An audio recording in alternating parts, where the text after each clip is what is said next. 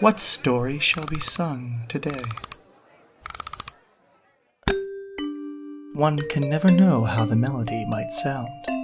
Our adventurers have already begun to pluck the strings of their story, and their combined composition is unfolding like a road before us. Losing their greatest allies before the fight of their life spelled disaster for the fated fates against Amnestria, Salmix, and their family of blood. Their powers, even with the sun gone and the fair father now installed into the Dawnwood rather than the gold wrappings of a diamond, were ruthless, using Salmix's blood arms, the sisters' magic, and Amnestria's connection to divine fire to damage the fated fates. Though despite the overwhelming power from the family of blood, the fated fates were intent to stop those that have determined the fate of all of Zabraria for centuries. There were many close calls. Almost each fated fate was at death's door at one point or another, as well as suffering from effects of blindness, paralysis, poisoning, and more from the family. Though when Terry knocked Aster down as revenge for using his science to cause so much destruction, the tides of the battle changed. Amnestria called for her children to fuse with her, promising she'd keep them safe from the fates as she took them down once and for all, intent on using their blood influenced by gods and diamonds to wish Zabraria back to the obedient farm before their meddling. The pontiff grew 15 feet larger, radiating with the energy of the sun, malformed with demonic traits of Salmix, Aster, Gazania, and Gila. Codex, seeing this, cast Wish to heal her friends before any blast from the combined Amnestria. The pontiff took energy from the Dawnwood, which seemed to also damage her, but this was used to power a wish she made to burn the fated fates with the strength of all the hells. And they did. The fated fates burned from the inside, almost instantly negating Codex's wish and spelling doom for the heroes. But, in a last final-ditch effort, Shay called upon her power to commune with the dead to overwhelm Amnestria with the spirits of all of those whom the family of Blood's actions had killed, like her mother Ashalia and even Connie Rousseau. As the necrotic force of the ghosts overtook Amnestria, she began to glow bright and hot before she and her 4 children burst back into their own forms, only to be impaled by the broken branches of the Dawnwood. And in that moment, the Dawnwood exploded. The fated fates gathered themselves as Finley approached Salmix and the family's bodies, still feeling as though had things turned out differently, they would have not ended up the villains they became. He said he wished they had another chance at a normal life, before the party had a vision of the fair father leaving the Dawnwood and all the trespasser gods they had met healed from their discretions before going behind the divine gate. The sun had returned over the world. Balthazar came upon the party holding an unconscious Casimir. He survived Salmix's wish via the powers his late wife Livette left with him. Casimir, however, was still affected, and there was no rousing him. 3 years passed as the fated fates, the martyrs of Ponte, and all of their other allies had an uprising against the remaining 7 Grand Septum Bulls to disband their oligarchy to make all sectors of Zabraria better for everyone. They were led by Balthazar de Marta, who truly had changed for the better and sought out the victory his sister and brother wanted more than anything to honor them in their cause. For a year, he oversaw all sectors of Zabraria as the de facto leader until a new government was put in place. After, the martyrs and even the fated fates disbanded. Zabraria had been changed. The burg was now 2 cities, and the wilds and grove both finally healing. For Codex and Wash, they began a school and an orphanage and had twins of their own. Issa had reconciled with her parents, looking towards a future she could path out herself away from the Tidethorn religion. Shay rekindled her bond with her sister, Ish, focused on spending as much time with family as she could. Terrance and Ezra, along with Hellowana, finished the pact made with Chartreuse, creating the first living construct being whom they named Ruby. Finley had caught up on time with his family before being asked by Balthazar to help him find something. That something took 5 years. 5 years of searching all over the Eclipsed realms for the shattered pieces of the final Dawnwood diamond Salmix had destroyed via Cinnamon's diamond-detecting powers. And they had found all the pieces before inviting the fated fates to attend one final wish. A wish that brought back the fated fates' most trusted allies and friends, Casimir and Fiara de Marta, who could now finally witness the sun over Zabraria being a sign of hope for change and better days, thus ending the story of the heroes known as the Fated Fates.